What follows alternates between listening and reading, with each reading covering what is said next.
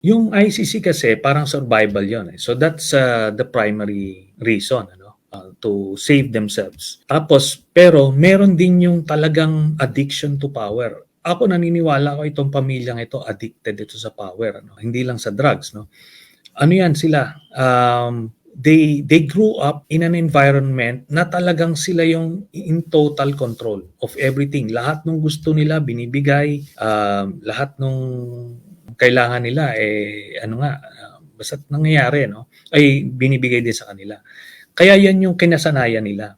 Ngayon na wala sila sa poder, nawiwindang sila, eh. Yung parang it's a new experience for them. Kaya they crave for it. They long for that time na nasa poder sila and in control of everything. Kaya in 2028 na ganyan na fino-float nila, ano na lang yan, pinipiga na lang yung whatever political juice they may be able to extract from Digong Duterte, but I don't think that is feasible. Si Sara, she may run, mamimili siya ng kung sinong base niya, pwedeng si Robin Padilla or whoever na pwede niyang i-remote control.